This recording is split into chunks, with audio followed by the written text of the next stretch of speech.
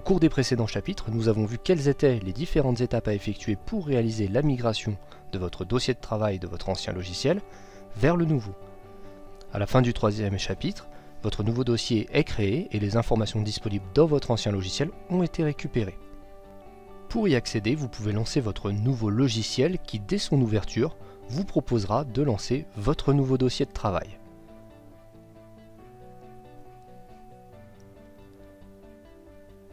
Je choisis donc d'ouvrir notre dossier migration point de vente que nous avons réalisé au cours des chapitres précédents.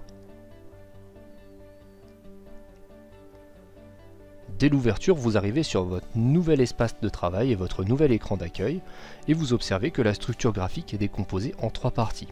Une première grande partie qui correspond à votre espace de travail et de consultation qui est encadrée par deux autres parties, les menus tout en haut qui reprennent l'ensemble des fonctionnalités de gestion et de points de vente que vous retrouvez également dans la liste des univers sur la gauche qui correspond au contenu déplié des différents menus et sous-menus disponibles tout en haut. Pour vous familiariser avec votre nouveau logiciel, vous êtes actuellement sur la partie back-office de votre point de vente dans laquelle vous retrouverez vos clients dans la liste des clients, mais également vos articles dans la partie stock articles puis dans la liste des articles, et vos fournisseurs dans la partie achat et la liste de vos fournisseurs. Pour ce qui est de la partie front office, vous aurez besoin de réinitialiser votre caisse.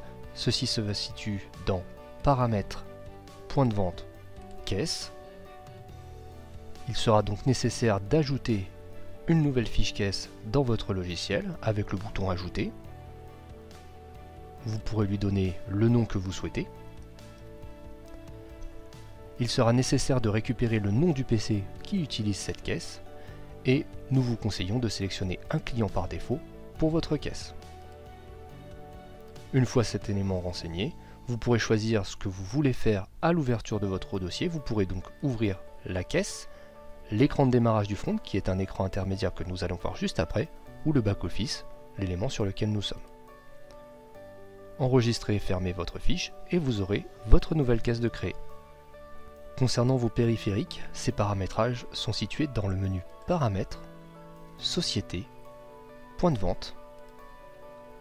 Vous retrouverez le détail des messages de votre afficheur dans la catégorie Afficheur, puis le détail de vos périphériques d'afficheur et de tiroir caisse dans la partie périphérique. Enfin, pour la partie impression, vous accéderez à la liste des modèles et au choix de l'imprimante permettant de faire chacune des impressions dans cette partie impression.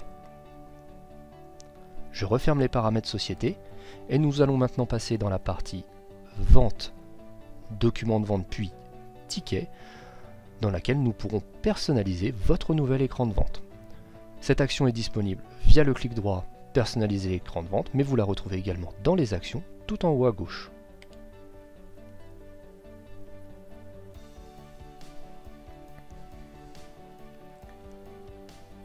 Par défaut, EBP vous proposera plusieurs versions de l'écran de vente en fonction de vos besoins.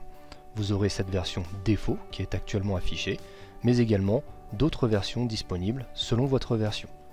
Vous pourrez bien sûr procéder à la personnalisation de votre écran de vente grâce au bouton personnalisé et grâce auquel vous pourrez ajouter différents libellés, boutons ou réorganiser tout simplement l'affichage actuel.